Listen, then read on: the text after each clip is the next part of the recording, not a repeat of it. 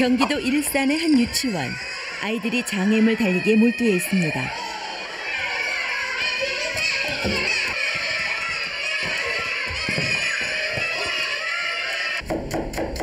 그 시각 주방에서는 점심 준비가 한창입니다. 메뉴는 소고기 볶음밥. 120g 470칼로리, 6, 7세 아이들의 한 끼 식사 권장량에 맞춘 양입니다. 아이들이 교실 가운데 테이블에서 접시에 담긴 볶음밥을 하나씩 가져가 먹기 시작한다. 신나게 놀고 난 뒤여서일까요? 아이들이 열심히 먹습니다. 순식간에 그릇이 비어가네요. 선생님 다 먹었어요. 하나 둘 다 먹은 친구들이 나오네요. 야 여기서 470칼로리. 아이들은 이 시기 한 끼 식사량에 해당하는 볶음밥을 모두 먹었습니다. 자신에게 필요한 1인분을 다 먹은 셈입니다. 밥 먹고 나니까 어때요? 배불러요.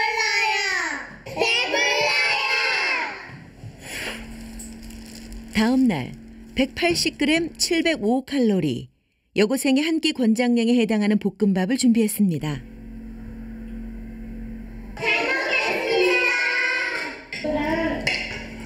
어제보다 무려 1.5배나 많아진 볶음밥. 과연 아이들은 볶음밥을 얼마나 먹을까요?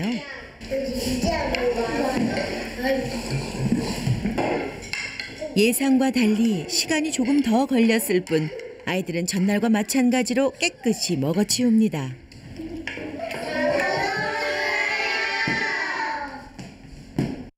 한 끼 권장량인 정해진 1인분보다 더 많은 양을 먹은 것입니다.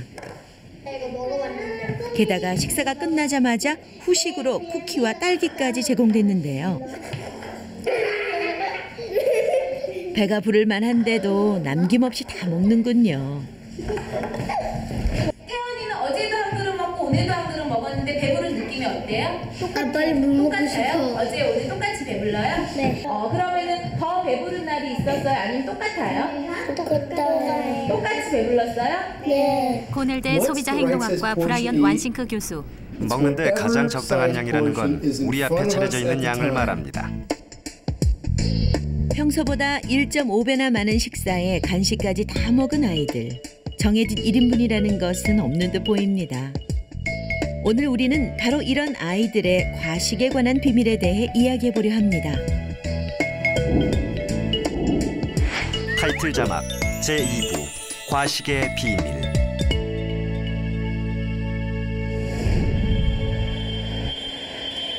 서울의 한 수영장.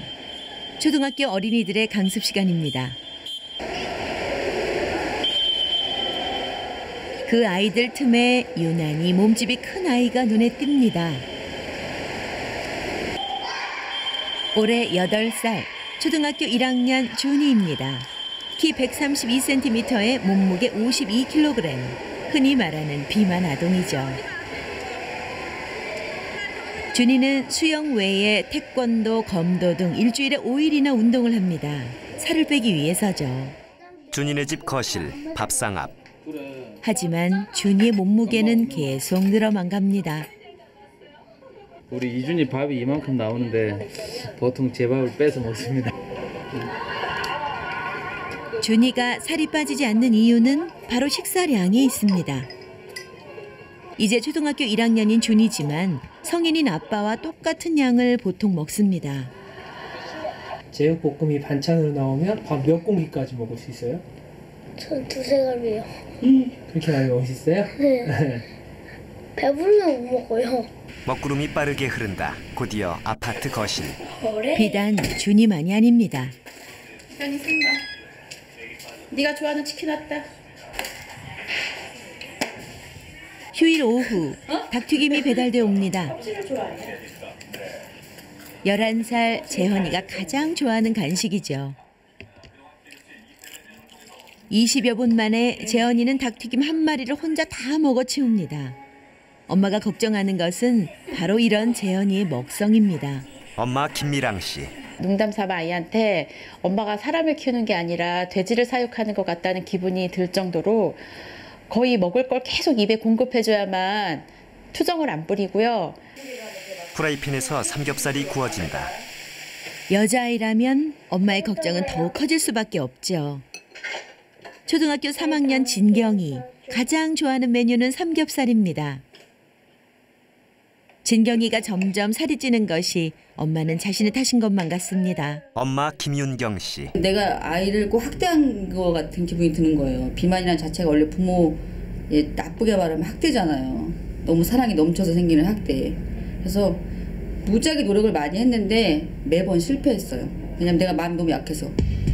병원 체열실 자막 5월 19일. 정상 체중을 넘어선 준이, 진경이, 재현이. 건강에는 문제가 없을까요? 지난 5월 중순 세 아이들에 대한 정밀 검사가 진행됐습니다. 비만 정도를 알아보기 위한 키, 몸무게, 체질량 지수, 콜레스테롤 검사와 비만으로 인한 합병증 여부를 알아보기 위한 초음파 검사와 CT 촬영 등이 이루어졌습니다. 자막 복부 초음파 지방간 여부 확인 복부 CT 대장 지방 정도 이준 8살 131cm 52kg. 같은 나이 아이들 100명 중 무거운 순서로 95번째부터를 비만으로 판정하는데요. 8살 준이는 고도 비만의 내장 지방도 심각했습니다. 박진경 10살 129cm 41kg. 10살 진경이도 마찬가지입니다. 고도 비만의 경도 지방간 판정을 받았습니다. 곧이어 최재헌 11살 142cm 51kg. 11살 재헌이는 두 아이보다 심각한 상태였습니다. 비만으로 인한 합병증, 중등도 지방간 판정을 받았습니다. 건강에 치명적인 비만은 과식 때문인 경우가 많습니다. 왜 이 아이들은 밥상 앞에서 먹는 것을 멈추지 못할까요? 생후 5개월 된 아기 서윤입니다. 한 번에 180cc 정도를 먹는다고 하는군요. 서윤이의 1인분인 셈입니다. 그런데 이번엔 평소보다 더 많은 양인 260cc를 타서 먹여보기로 했습니다. 1인분보다 더 많은 양을 줬을 때 아기들도 더 먹을까요? 분유를 주자 서윤이는 배가 고팠는지 아주 잘 먹습니다. 점점 속도가 느려지고 더 이상 먹질 않으려 하는군요. 엄마가 더 먹이려고 해도 거부를 합니다. 더 먹어봐. 싫어요. 싫어요. 먹기 싫다는 듯 울음을 터뜨립니다. 남은 양은 80cc. 평소 먹던 양대로 180cc만 먹은 것이죠. 그렇다면 생후 3개월인 효은이는 어떨까요? 효은이 역시 일정량을 먹자 더 이상 먹질 않았습니다. 엄마가 우유병을 입에 넣어 더 먹이려 하자 아이가 칭얼거린다. 그만 먹어? 에이, 더 먹어야 되는데. 아이를 키워본 분들이라면 다들 이런 경험 있으실 겁니다. 대부분의 아기들은 배가 부르면 더 이상 먹질 않습니다. 마치 몸 안에 1인분 계측기라도 있는 것처럼 말이죠. 신생아 세세 사진이 성장을 말하듯 유치원생으로 변한다. 충분히 먹었다, 배가 부르다. 아기들의 몸속에는 정밀한 식욕 신호 체계가 내장돼 있는 듯합니다. 불행히도 이 중요한 능력은 아기들이 점점 성장하면서 사라집니다. 우리 몸에서 1인분 계측기가 사라지는 것은 대략 만 3살 무렵부터입니다.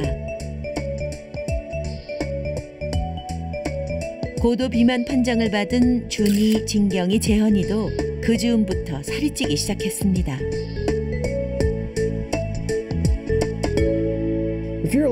코넬대 소비자 행동학과 브라이언 완싱크 교수. 어려서 아직 위가 작을 때는 훨씬 더 적은 양을 먹게 됩니다. 주변 환경의 영향을 덜 받게 되는 것이죠. 하지만 3, 4세가 되어 위가 더 커지면 주변 환경의 영향을 받게 됩니다. 만 3세가 넘어서면 아이들은 정해진 1인분이 따로 없습니다. 이때부터 아이들은 어른들과 마찬가지로 주어지는 만큼 먹을 수 있게 되죠. 그렇다면 이후 아이들의 먹는 양을 결정짓는 것은 무엇일까요? 똑같은 맛과 모양을 가진 초콜릿이 있습니다. 한쪽에는 색깔별로 놓여져 있고 다른 한쪽에는 여러 가지 색깔로 섞어놨습니다. 아주 사소한 차이처럼 보이죠? 여기에 앞의 질문에 대한 힌트가 숨어 있습니다.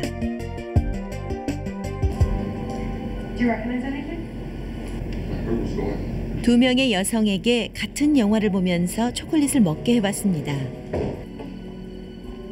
한 여성에게는 색깔별로 놓인 초콜릿을 제공했습니다. 다른 여성에게는 색깔이 섞인 초콜릿을 제공했죠.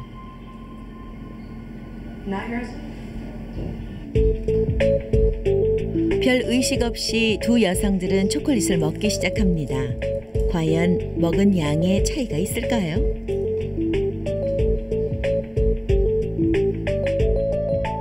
(30분) 후 남은 양을 비교해봤습니다. 색깔을 섞어놨던 초콜릿 양이 더 적은 것을 알 수 있죠. 이는 섞여 있는 쪽이 시각적으로 더 다양하게 보이기 때문에 무의식적으로 더 먹게 된 겁니다. 코넬대 소비자 행동학과 브라이언 완싱크 교수. 사람들은 배로 먹는 양을 판단하지 않아요. 눈으로 먹는 양을 판단하죠.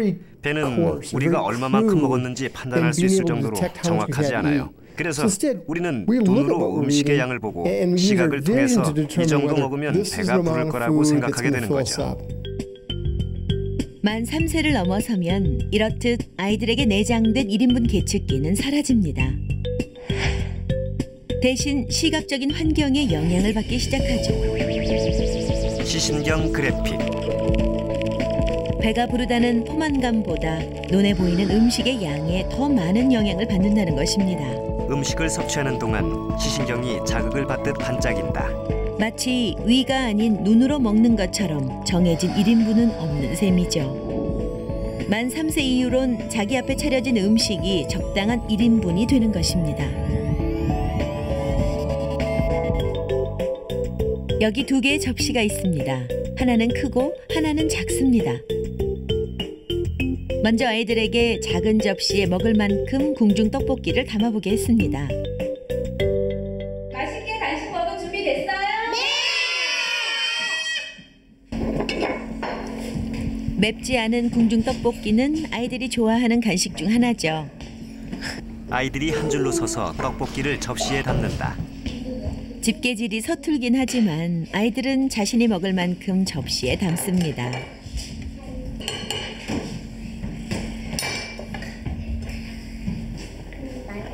어떤 아이는 적고 어떤 아이는 많고 담아온 양의 차이가 있네요. 너희들이 좀 더 편하게 먹기 위해서 큰 그릇에 다시 담아볼 거거든요. 큰 그릇에 다시 한번 담아볼 수 있겠니? 네! 이번에는 아까보다 좀 더 큰 접시를 주고 아이들에게 먹을 수 있는 만큼 다시 담아보게 했습니다. 내가 먹을 만큼. 과연 아이들은 똑같은 양을 담을까요? 아니면 더 많거나 적은 양을 담을까요?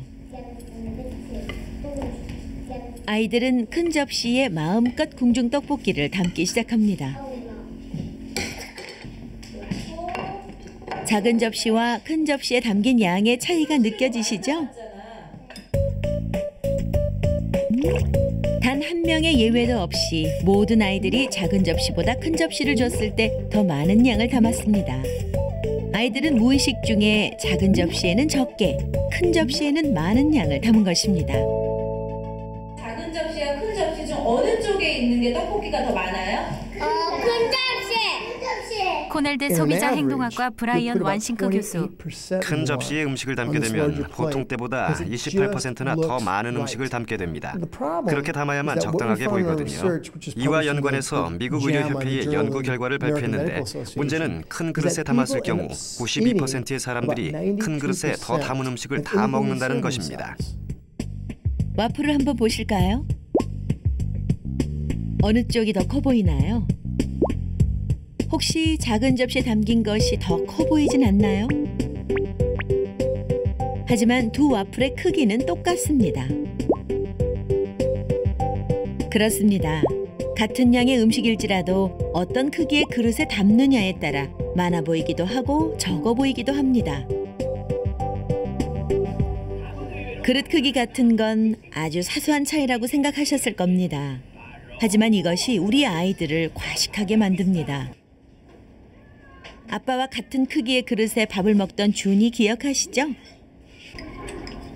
준이처럼 큰 그릇에 먹다 보면 먹는 1인분 양은 점점 늘어가기 마련입니다. 엄마에게 한 가지 제안을 했습니다. 초등학생 권장량만큼 정해진 1인분만 먹여보자는 것이었죠. 준이 엄마가 저울에 단 불고기를 후라이팬에 볶는다. 곧이어 상차림. 저울로 양을 측정하는 것은 물론 준이를 위한 어린이용 그릇을 준비하도록 했습니다.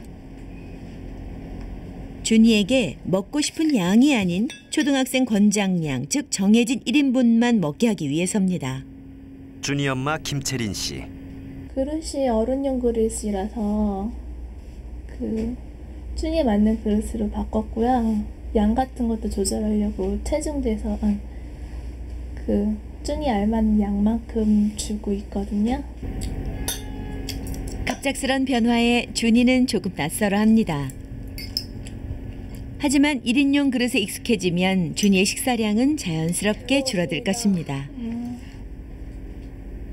그렇게 엄마가 차려준 대로 먹어도 배가 부른 것 같아? 조금이요. 왜? 평소에는 많이 먹다가 지금 적게 먹으니까 배가 조금 부은 것 같아. 코넬대 소비자 행동학과 브라이언 완싱크 교수. 부모가 아이들 먹는 양을 줄일 수 있는 몇 가지 방법이 있습니다. 그중 작은 그릇을 사용해서 먹는 양을 줄이는 방법이 있죠. 4살 난 아이들에게 크기가 33% 정도 더 큰 그릇을 줄 경우 아이들은 33% 정도 더 많은 음식을 담게 됩니다. 부모는 아이가 적게 먹도록 하는 방법이 없다고들 하지만 방법이 있어요. 큰 그릇을 주지 않으면 됩니다.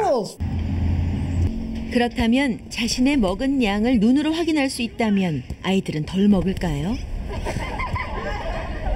오늘은 여러분들이 맛있게 먹는 모습을 촬영하기 위해서 여기 온 거예요. 여러분들 그냥 맛있게 먹어주시면 돼요. 알았죠?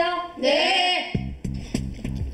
먹성이 좋은 축구부 학생들에게 실험 내용은 비밀로 하고 한 가지 실험을 해보았습니다. 아이들이 좋아하는 닭튀김을 마음껏 먹게 한 후 뼈다귀는 곧바로 치워봤습니다. 아이들은 자신이 얼마나 먹었는지 알 수 없습니다.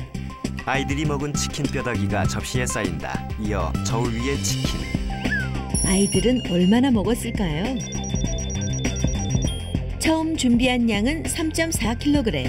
아이들은 2.8kg을 먹고 600g만 남겼습니다. 아이들이 긴 테이블에 일렬로 앉는다.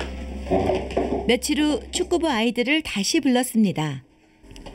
역시 실험 내용을 알리지 않은 채 지난번과 동일하게 맛있게 먹어달라고 주문을 했죠. 이번에는 아이들이 먹고 난 후 뼈다귀를 개인용 접시에 담도록 했습니다. 아이들이 자신이 먹은 양을 직접 눈으로 확인할 수 있도록 한 것이죠. 저거 탑처럼 모자랄 것 같아. 에펠탑. 저 더 이상 못 먹겠어요. 저 더 이상 못 먹겠어요. 30분쯤 지났을까요? 아이들은 배가 부르다고 사인을 보냅니다. 접시 위 뼈다귀들이 아이들의 먹은 양을 짐작해 합니다. 지난번에는 되게 많이 먹어도 별로 배가 부르지가 않았는데 이번에는 조금만 먹었는데도 배가 불러서요. 배가 많이 불렀어요. 아이들은 한결같이 뼈다귀를 치우지 않은 이날 더 배가 불렀다고 했습니다. 아이들은 정말 이날 더 많이 먹은 걸까요? 뼈다귀를 치우지 않은 이날 아이들은 2kg을 먹은 반면 뼈다귀를 치운 날에는 2.8kg이나 먹었습니다. 자신이 먹은 양을 눈으로 확인하자 훨씬 덜 먹은 것입니다. 듀크대 신경심리학과 게리 베넷 교수. 사람들은 자신이 얼마만큼의 음식을 먹고 있는지 잘 파악하지 못합니다. 우리가 먹는 양은 배가 부르다는 느낌, 즉 포만감으로 결정되는 게 아니에요. 오히려 식사 시간이나 장소, 음식의 종류, 숟가락의 크기, 그릇의 크기, 함께 식사하는 사람 등 다른 요소에 의해 결정되는 거죠.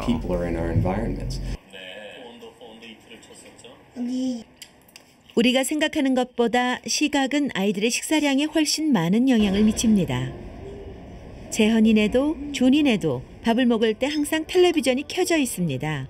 혹시 여러분들에게 식사 시간도 이런 모습이질 않나요?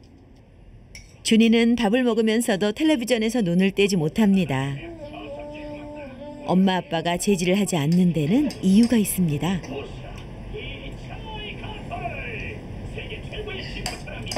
TV 보면서 상대적으로 밥 먹는 속도가 느려지죠. 그런 부분이 없잖아 있어. 그러니까 안 하고 그냥 TV가 안 틀어놓고 혼자 같이 먹더라고 해도 안 틀어놓으면 그냥 지 혼자 빨리 먹어버려요 그냥. 그러니까 조금 천천히 먹으라는 의미에서도 TV 틀어놓는 경우도 있어요 실질적으로.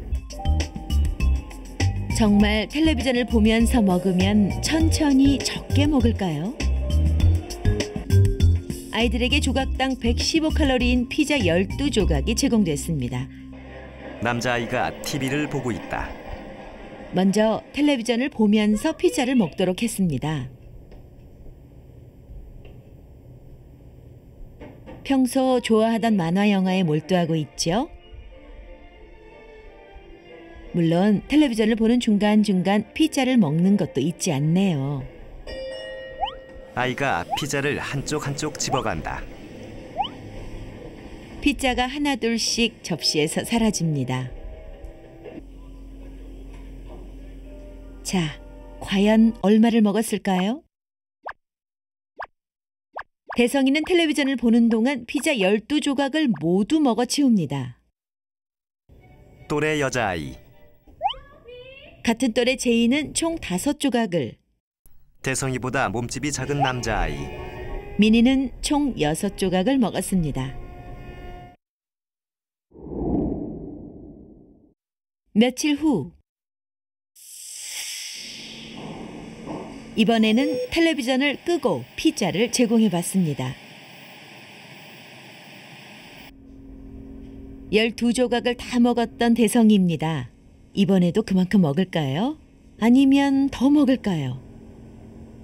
텔레비전이 없어서 뭔가 허전한 듯 두리번거리며 피자를 먹습니다.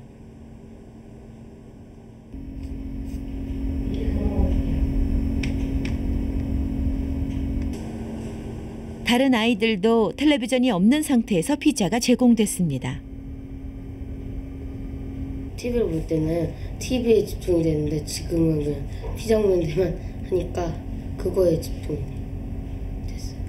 지금 먹었던 게 좀 지루해가지고 지루하고 막 배불러가지고 맛이 없어요. 이런 맛이.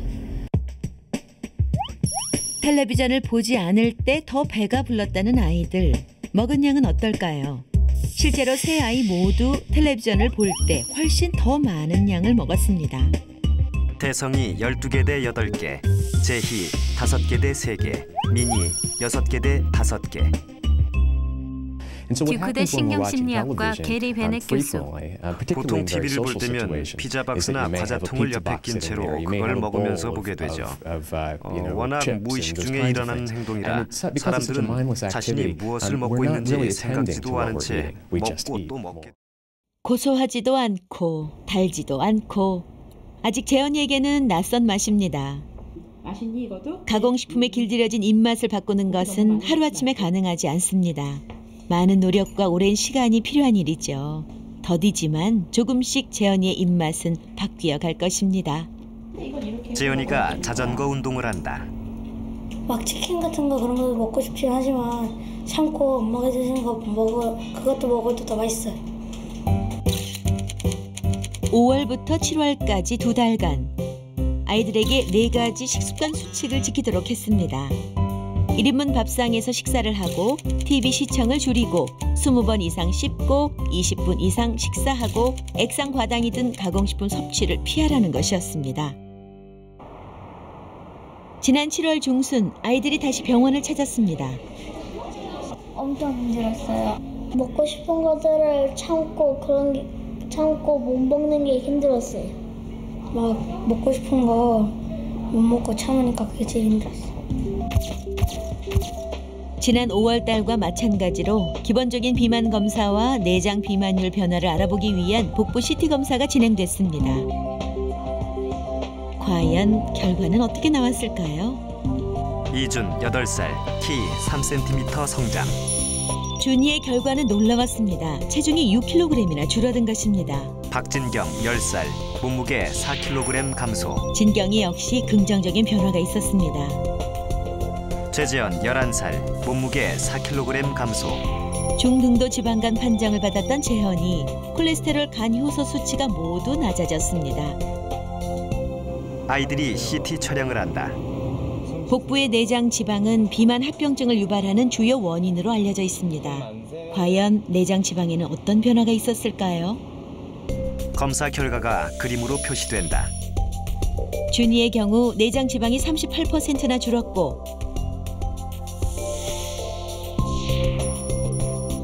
진경이 역시 28%나 감소했습니다.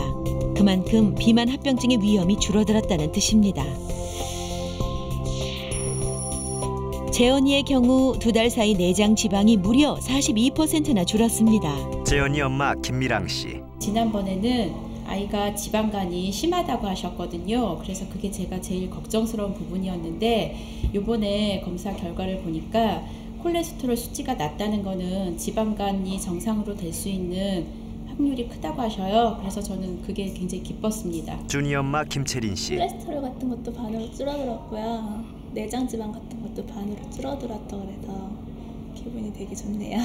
진경이 엄마 김윤경 씨. 굉장히 많이 줄어서 너무 해피해요. 진경아 계속 이대로 해주면 거의 정상으로 돌아올 것 같아서 되게 기뻐요. 고려대 의대 소아청소년과 이기영 교수. 좀 더 많이 움직이는 그런 생활 습관들을 유도를 해야 되는데 이게 한 8주, 그러니까 2달 가지고는 좀 모자랍니다. 그래서 이런 생활 습관을 적어도 자기 몸에 체질화 되도록 하려면은 한 6개월 정도 유지를 해야 되거든요. 그렇기 때문에 2달 가지고는 체중이 좀 감량은 됐지만 앞으로도 한 4개월 내지 5개월 동안은 똑같은 생활 방식으로 해서 유지를 해야지만 비만이 개선될 거로 생각을 합니다. 소아 비만은 비단 준이, 진경이, 재현이 세 아이만의 문제가 아닙니다. 지금 세계 각국은 국가적인 차원에서 소아 비만을 해결하기 위해 애쓰고 있죠. 소아 비만이 성인 비만으로 이어져 자칫 아이의 인생 전체에 좋지 않은 영향을 미칠 수 있습니다. 그래서 아이들에게 무엇을 어떻게 먹이는가는 정말 중요합니다. 단순히 영양학적인 문제가 아니라 우리 아이들의 미래가 달려있기 때문입니다.